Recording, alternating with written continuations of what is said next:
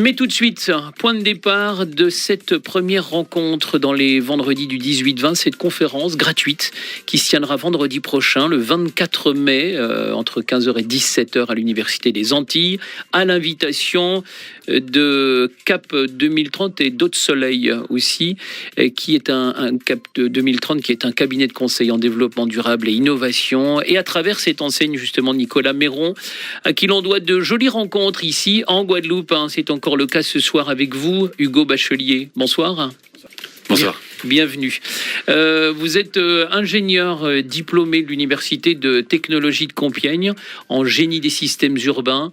Vous êtes spécialisé en management des projets innovants. Vous m'arrêtez si je me trompe. Vous êtes évidemment un passionné de biomimétisme, puisque c'est le sujet qui sera développé lors de cette conférence. Et vous êtes référent biomimétisme et vivant à l'Institut des futurs souhaitables. Ça vous va comme ça?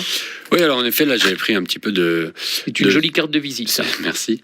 J'ai pris un peu de distance avec le territoire métropolitain. Là, je suis parti en voyage pour quelques mois.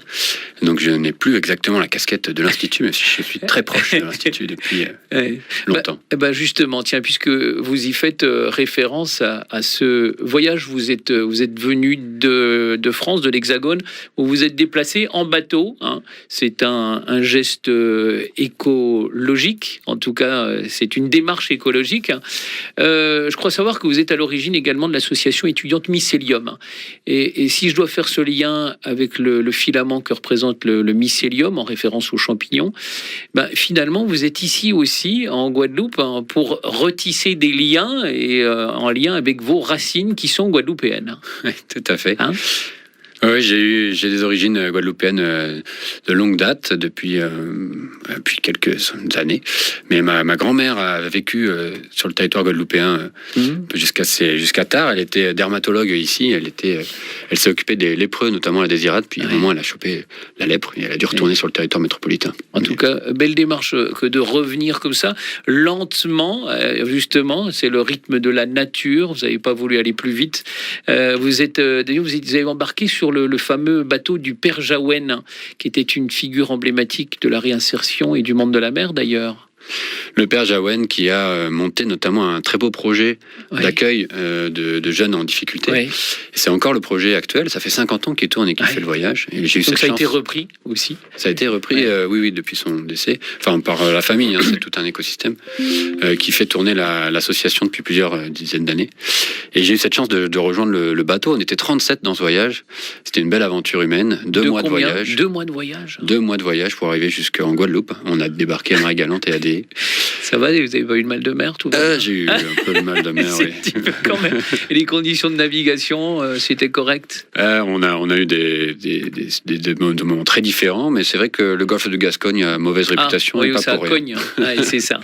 Bon, voilà, petite parenthèse, puisque on parlait de cette année sabbatique pour vous, Hugo Bachelier. On va revenir dans le vif du sujet. On parle de biomimétisme. Ce concept de biomimétisme, c'est pas nouveau. Est-ce que vous pouvez nous parler de ses origines historiques? Il y a des pionniers. Alors en effet, le biomimétisme n'est pas tout neuf. Il a été théorisé par une Américaine qui s'appelle Janine Benyus dans les années 90.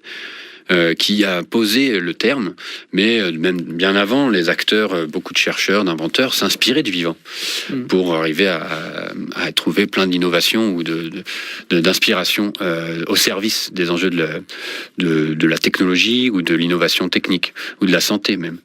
Maintenant, là où Janine a vraiment théorisé une chose importante dans le biomimétisme, c'est s'inspirer du vivant au service de la transition environnementale et sociétale. Et ça, c'est ce qu'elle a posé dans les années 90, c'est l'intention du biomimétisme. Et c'est avec celle-là qu'on essaie de le déployer sur le territoire français depuis maintenant plusieurs années, avec le CIBIOS, une coopérative qui est dédiée à ça, et l'Institut des futurs souhaitables et plein d'autres acteurs.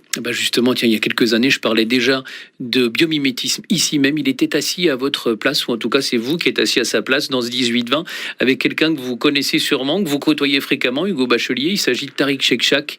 Il est membre fondateur du groupe européen d'excellence en biomimétisme, ce fameux CIBIOS auquel vous faites référence. France. Tariq, lui aussi, est un pionnier d'ailleurs en France en matière de biomimétisme. Oui, Tariq a beaucoup poussé le sujet depuis le début sur le territoire français, et il est encore un fervent défenseur du sujet. On travaille ensemble à l'Institut des Futurs Souhaitables sur essayer de resensibiliser la nécessaire reliance avec le vivant dans nos sociétés. Resensibiliser. C'est ça. Quels sont les secteurs actuels, Hugo, qui bénéficient le plus du biomimétisme ? Alors, la bioinspiration vient toucher énormément de secteurs. Tous les secteurs sont concernés. Quelle que soit la question que vous devraient être concernés, mais... sont concernés. Oui. On arrive à travailler avec une grande diversité d'acteurs. Là, la grande diversité des acteurs, à peu près de toutes les filières. Alors, tout le monde ne le prend pas à bras-le-corps comme il pourrait le faire. Mais évidemment, le secteur, ça a été une démarche qui s'est beaucoup été appropriée par les concepteurs, les architectes, les ingénieurs, les chimistes, le bâtiment, les matériaux, l'automobile. Après, moi, ce qui me touche le plus, c'est comment on vient vraiment s'inspirer du vivant pour s'adapter au changement climatique. Oui. Ces grands enjeux qui sont à venir. Et en fait, il y a des acteurs qui naturellement s'inspirent du vivant depuis tout le temps. La santé, le médical. Avec l'aiguille. L'aiguille, par exemple. Mais ça, c'est des trucs très techniques. Mais même, finalement, d'arriver à comprendre comment fonctionne un virus, comment on peut arriver à le mitiguer, à le condenser. On peut arriver à avoir plein de conclusions médicales très intéressantes en s'inspirant du vivant. Même chose dans l'agriculture. Et là, on voit émerger de plus en plus une agriculture pluriculturelle, où on va mettre plusieurs plans, on va essayer de prendre soin de la diversité du vivant, on va essayer de remettre des haies, on va essayer de redéployer la biodiversité. Oui, après les avoir coupées, détruites, c'est ça. C'est des nouveaux... Avec le remembrement. C'est ça, c'est des enseignements qui sont en train de revenir à la page, mais la permaculture, l'agroforesterie, finalement, c'était des approches de biomimétisme aussi. Oui, la pastoralité aussi, oui, évidemment. D'ailleurs, c'est Tariq Shekshak, j'entendais dire récemment que finalement, les solutions d'hier, les solutions du XXe siècle, ce sont les problèmes du XXIe. C'est en effet un constat qu'on peut faire à plein mal d'égards. Certains parlent même de redirection écologique. Cette nécessaire fermeture de certains secteurs. On va peut-être devoir fermer des secteurs entiers qui ont un impact extrêmement néfaste sur l'environnement à certains égards. Et donc, faire des choix politiques, démocratiques, collectifs, de quels sont les secteurs et qu'est-ce qu'on va vouloir arrêter ou pas. En tout cas, c'est sûr que le XXe siècle nous a sauvés de pas mal de mises, avec pas mal de nouvelles innovations, technologies, et maintenant on s'en mord un petit peu les doigts à certains égards. L'utilisation des moyens finis, des ressources finies, comme les énergies fossiles, on se rend bien compte qu'on va dans le mur. Il vaut mieux miser sur ce qui est infini, par exemple, comme le soleil peut l'être, mais peut-être avec... moins d'ambition, en tout cas moins d'ambition pour dans la production. C'est aussi ça aussi. C'est peut-être un peu plus modéré. C'était quoi le terme du gouvernement ?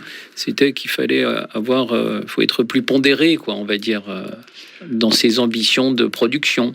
Le vivant, lui, fonctionne par cycle. Tous les matériaux du vivant sont complètement biodégradables et récupérables. C'est là aussi... C'est le cas de l'arbre. C'est l'arbre, tous les organismes vivants, la peau, c'est complètement biodégradable. Et pourtant, c'est des matériaux d'une très belle complexité. Comment on peut s'en inspirer jusqu'au bout ? Et là, on a organisé avec Nicolas, on va organiser cette conférence, mais on a aussi organisé une marche du temps profond. J'allais y venir justement sur... oui, c'était au mois d'avril. C'était récemment. Oui, c'est ça, oui. Alors justement, je voulais vous lancer là-dessus, parce que c'est quoi, rappelez-nous le principe de cette marche du temps profond. Le principe est simple, nous vient du Schumacher College, merci à eux d'avoir déployé cet atelier, c'est de marcher 4,6 km, et en fait à chaque pas on va faire 1 million d'années, et à chaque kilomètre on va faire 1 milliard d'années. On avance dans le temps ainsi, au fur et à mesure de la balade, et on raconte l'histoire de la planète. En fait, on va tout au fur et à mesure de la balade rencontrer, découvrir les conséquences aléatoires qui ont fait que la vie a pu émerger. L'éclosion du vivant. L'éclosion du vivant à 3,8 milliards d'années, 3,8 kilomètres avant la fin de la marche. Ouais. Et après, on voit l'apparition de l'eau, on voit l'apparition de la biodiversité marine, on voit l'apparition de la biodiversité terrestre, et ainsi de suite. Et à la toute fin, évidemment... L'Homo sapiens.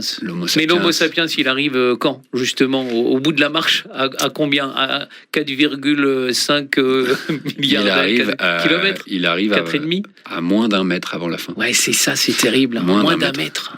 À quelques dizaines de centimètres avant la fin. Et on se retrouve à consommer des dizaines de pas de ressources. Tu parlais tout à l'heure de ressources finies. Le pétrole, le charbon, met plusieurs centaines de millions d'années à se former dans les sols, c'est-à-dire 100 pas. Et nous, on les a consommés en à peine un ongle, la longueur d'un ongle. Hugo Bachelier, est-ce qu'on peut dire que le problème, c'est l'homme? Je ne sais pas si on peut dire que le problème, c'est l'homme. Pour la Terre, je parle. Alors, certains parlent d'une sorte de cancer pour la planète Terre, c'est une manière de voir les choses. Il y a toujours eu, à plein d'époques, des espèces qui ont eu un impact sur leur environnement. Et la biodiversité s'est réadaptée, s'est réorganisée autour de ces impacts-là. Alors évidemment, nous, on a quand même un impact extrêmement élevé par rapport à d'autres espèces.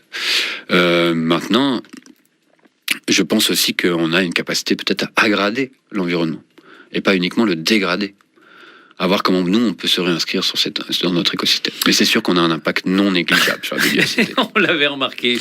Et le GIEC, les différents rapports sont là pour nous le rappeler fréquemment. Hélas, ça ne change que peu. Hugo Bachelier, ingénieur diplômé de l'Université de technologie de Compiègne en génie des systèmes urbains, spécialisé en management des projets innovants et référent biomimétisme et vivant à l'Institut des futurs souhaitables. Et si ça vous donne envie d'en savoir un petit peu plus sur le biomimétisme, bien comprendre, coopérer et tenter d'apporter des solutions pérennes sur l'existence de l'homme sur Terre sans avoir besoin de rêver d'une vie extraterrestre sur la Lune ou sur Mars, dixit Elon Musk. Tel est le projet justement de cette conférence qui se tiendra vendredi prochain, vendredi 24 de 15h à 17h à l'amphithéâtre Méro à l'Université des Antilles. Donc soyez là. À vos côtés également, il y a un homme qu'on connaît bien en Guadeloupe, c'est le docteur Henri Joseph, qui évoquera la théorie des signatures et l'apport du biomimétisme dans le domaine de l'agroécologie et du bien-être. Vous vous connaissez, non? On s'est rencontrés et on a passé une superbe journée ensemble. J'ai découvert tous ces travaux que je trouve assez passionnants. Et j'ai pu visiter ces sites d'agroforesterie. Ah oui, c'est quelque chose. Ah oui. Ouais, merci à lui de se joindre à moi. Je suis très honoré d'animer cette conférence à deux voix. Ouais. Un homme qui sait prendre le temps d'observer le monde vivant, c'est ça le biomimétisme, ce monde qui nous entoure et qui a le sens du récit également. 2 heures pour aborder un tel sujet, c'est bien peu. Pour autant, comment vous comptez articuler vos interventions l'un et l'autre? Alors évidemment, ça va être une introduction à la thématique et c'est vraiment une ouverture un petit peu à ce sujet que l'on considère encore assez mal connu sur le territoire français.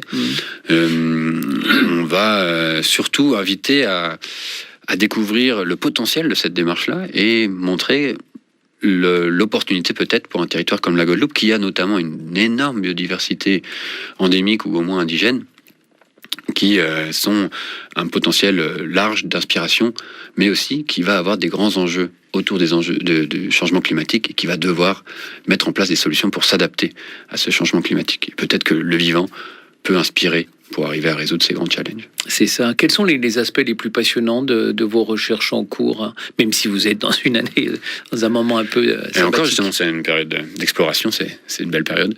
Moi, ce qui m'a le plus intéressé là dernièrement, c'est quand on a travaillé sur comment le vivant, justement, lui-même s'adapte à des changements et à des crises. Et le vivant subit des crises régulières, que ce soit des montées de température, des grandes inondations, que ce soit l'augmentation de l'acidification des océans. Des grands stress. Des grands stress. Quelles sont les réactions et comment ils s'adaptent à ces différents stress? Et là, on a de plus en plus de publications qui commencent à sortir sur ces thématiques-là, tout simplement parce que les stress sont de plus en plus présents et les chercheurs sont extrêmement inquiets et commencent à voir certains écosystèmes disparaître, mais on voit quand même émerger une forme de résilience. Et il y a un chercheur très intéressant qui s'appelle Olivier Amand qui parle qui parle de changer un petit peu notre rapport au progrès. J'en parlerai un petit peu pendant la conférence. Non plus comme de l'efficacité, mais essayer d'être robuste. Comment on peut développer de la robustesse comme le vivant peut le faire ou sait le faire. Hugo Bachelier, pour terminer, nous, grand public, comment on peut s'impliquer dans les initiatives biomimétiques ? C'est une bonne question. Eh bien, il y a l'implication, avant tout, à mon avis, c'est de se poser la question, comment fait le vivant dans mon propre métier? Comment fait le vivant pour... Soyons curieux. Soyons curieux, allons regarder le vivant, explorons le vivant, soyons admiratifs et émerveillés de ce vivant qui est omniprésent dans nos vies. On est extrêmement dépendant de le reste du vivant. Donc prenons soin de ce vivant et essayons de le régénérer, ou au moins de ne pas trop le dégrader. C'est la première étape. Ouais. Après, évidemment, il y a plein d'autres aspects. Si vous voulez vous intéresser au sujet, avec grand plaisir pour venir justement en débattre à la fin de cette conférence. Et puis vraiment, pour terminer de chez terminé, vous vous considérez comme un activiste du climat? Je suis assez actif, disons, sur ce sujet-là. Donc, je pourrais dire que je suis un activiste. J'ai accompagné l'ouverture d'énormément d'associations, de projets territoriaux, aussi de tiers-lieux, et donc dans mon métier, mais aussi dans mes passions, mes hobbies et mon temps libre, j'œuvre de tous les côtés pour essayer de faire en sorte que l'espèce humaine arrive à perdurer sur cette planète Terre. D'accord. Est-ce que vous auriez été capable on aurait pu vous prendre à coller des affiches pro-climat? Est-ce que je n'ai encore jamais fait ça. Oui, est-ce qu'on pourrait vous y prendre? Et on pourrait sûrement m'y prendre. D'accord. Si je vous dis ça, c'est juste pour vous tendre la perche, histoire de donner la suite, puisque j'ai lu dans Mediapart aujourd'hui que des activistes d'Extinction Rébellion ont subi une garde à vue, relevé d'empreintes digitales et déverrouillage de leur téléphone parce qu'ils ont collé des affiches pro-climat avec de l'eau et collé avec de l'eau et de la farine. Voyez-vous? Preuve qu'on a encore un long bout de chemin à faire en matière. Ça se dégrade. Ça se dégrade. Il n'y a pas que le climat qui se dégrade aussi. Allez, le rendez-vous, donc, c'est à l'Université des Antilles. C'est vendredi prochain. Si vous voulez en connaître un petit peu plus sur le biomimétisme, Hugo Bachelier se fera un plaisir et un honneur de vous guider, tout comme le docteur Henri-Joseph également. Je rappelle que vous êtes référent biomimétisme et vivant à l'Institut des Futurs Souhaitables, entre autres d'ailleurs, et vous avez un projet pour la Guyane aussi. Oui, on a l'intention d'essayer d'ouvrir un centre de recherche, d'exploration de la biodiversité guyanaise pour arriver... Dieu sait si elle est importante, cette biodiversité. Elle est extrêmement riche et très importante, et donc nous, on ouvre avec une grande diversité de partenaires un centre d'exploration de ces biodiversités-là. Génial. Donc vous allez continuer à venir nous voir, c'est sûr. Moi, vous êtes garante de ce que je viens de dire. Le trajet en bateau n'est pas le plus simple, mais c'est pas le plus rapide. Mais oui, j'ai eu un petit coup de cœur aussi pour la Guadeloupe là depuis que je suis là. Allez, justement, elle a pris le bateau pour y aller. Elle aussi est plutôt responsable. C'est Kiko, on la retrouve tout de suite. Merci beaucoup Hugo Bachelier et mes amitiés à Nicolas Méron, soit dit en passant. Comment on fait d'ailleurs pour réserver c'est gratuit, mais il y a pas beaucoup de place. Il s'agit de s'inscrire sur BioWeb. On peut retrouver biomimétisme en Guadeloupe. Oui, j'ai vu ça assez aisément. Oui, c'est ça. Comment vous dites? Biomimétisme en Guadeloupe sur BioWeb. BioWeb, d'accord. Merci, rentrez bien et j'aurai l'occasion de rappeler ça. Je vais regarder ça de plus près. Je vous donnerai les coordonnées. Merci, rentrez bien.